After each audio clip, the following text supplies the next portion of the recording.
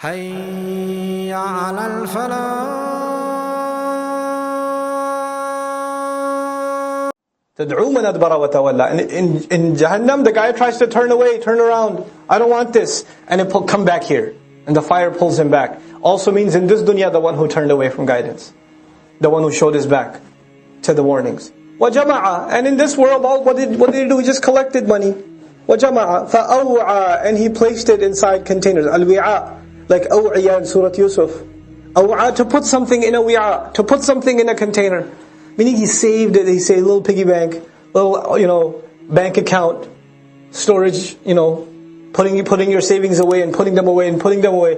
Never considering helping another human being. This is actually continuing where we left the last surah off. وَلَا يَحُضُّ عَلَى طَعَامِ الْمِسْكِينِ. He didn't encourage giving the poor. And now if he didn't give the poor, what did he do with his money? He collected it and kept storing it and storing it and storing it. And now, إِنَّ الْإِنسَانَ خُلِقَ هَلُوعًا. No doubt about it. The human being has been created halu'. Halu' yani means someone who doesn't have patience, قِلَّةُ الصَّبْرِ, and has no control over his temptations. The actual word, the opposite of sabr in Arabic is al-jaz'. Jaz' means not being patient, complaining about everything. Halu' is a step further. Halu' is not only are you not patient, it's actually whenever a temptation comes in front of you, you immediately rush towards it. You don't think twice about it. You are the ideal consumer. You're the marketer's dream. You see a product, you buy it. Shopaholic. You're the one that they want in their store or on their website because they know you'll just take it. You'll consume and consume and consume without consideration. This is halu'. The human being was created quick to consume without consideration, without halting himself.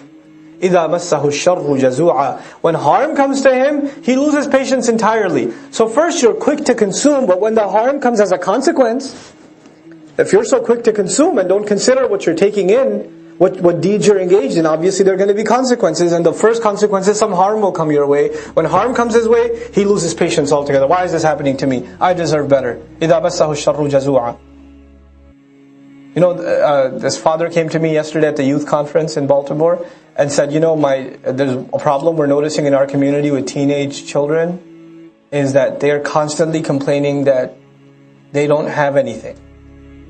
Like, you didn't even let me get a new phone.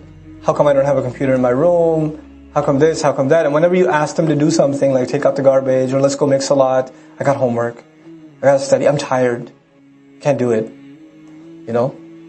Quick to consume, but also quick to complain.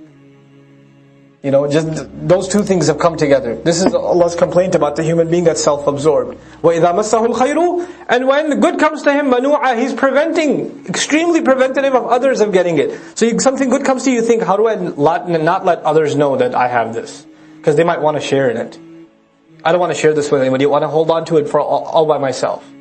This is actually the example, the case study of this we already learned. Remember the farmers? Who the next morning they were going to go cut their crop? Don't let any poor people find you, because we might have to give them then. إِذَا مَسَّهُ الْخَيْرُ مَنُوعًا إِلَّا الْمُصَلِّينَ. Except the people of salat. People who pray. Allah is saying these bad personality disorders, these moral dilemmas, are addressed by what? By salat. The question is though, how come they're not addressed by my salat and yours? Must be something missing in our salat. Because if it really was salat, then greed, selfishness, it addresses those things. Allah says, for example, Inna salata tanha anil fahsha'i wal munkar. You hear this in every khutbah. No doubt about it, salat prayer prevents from shamelessness. It fights against shamelessness and all forms of evil deeds. In our worldview, in the Islamic worldview of dealing with what they call is mental illness, right? That's what they call it nowadays. But we don't call it an illness. Everything Allah created on this earth. Everything Allah created on this earth. Allah gave it a quality, especially human beings. He says in Surah Al-Rahman, كُلُّ مَنْ عَلَيْهَا فَانٍ. Everyone upon this earth every human being that is. Man refers to the living and includes the jinn also. He uses the word fana, fan. Fan is something that is meant to die. Fan is something that's got a timer on it. You know, the clock is ticking on every one of us. So in a building, just like in a building, there's deterioration happening. But when deterioration happens, you blame the architect. You say, hey, this architect didn't do a good job. Look, the paint's chipping and the bricks are falling apart, etc. Or the plumbing's no good anymore. But actually, when the human being starts having issues, that's not because the architect missed something, but by design it was supposed to actually go through certain challenges. But those challenges, we should not call them flaws. They're actually tests that Allah put inside of us. Emotional ones, physical ones. Those are tests that all of us have to go through. And like one of the most beautiful expressions I found in Arabic about psychology, they say, رُبَّ قَوْلٍ أَشَدُّ مِنْ صَوْلٍ. They say perhaps words can hurt more than a beating does. They understood that words can actually have an impact on, not physically, you're not injured, you're not bleeding when somebody says mean things to you, but they can tear you down. They can make you not want to get up in the morning. Words can be enough to make somebody suicidal. It happens. Especially dealing with the subject of sadness and depression. The first word used in the Quran for sadness is al-gham. There's several words used, and the first in the Quran we find is al-gham. What did Allah describe gham with? And the study of that, how will that help me deal with someone who keeps thinking the future is bleak? Who never sees the bright side of things?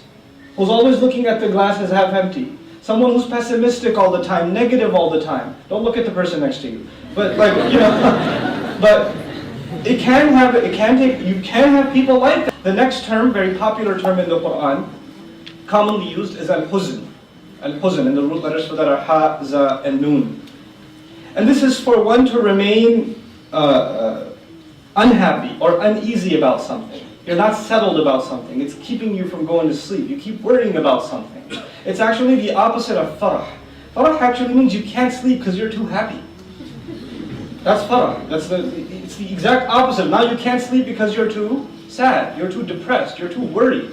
You keep thinking about something and it's not letting you go. Maybe you've been looking for a job for a long time. You can't find it. It's all you're thinking about. You're driving, you're thinking about it. Maybe you were, about to get married, and 2 months before the marriage, the other family said, no, we don't like you anymore. Assalamu alaikum. And you're in depression. Like I had everything set. You printed the cards. It was up on my Facebook page, and now they say that huzn is an onset. It sets into a person after an incident. Something happens, and as a result, you become depressed. You were hoping something worked out your way, and it didn't work out your way. In other words, Allah is saying, they will have no grief, they will have no fears on them, Judgment Day. Believers will have no fears on them, and it won't be they that are in a state of sadness.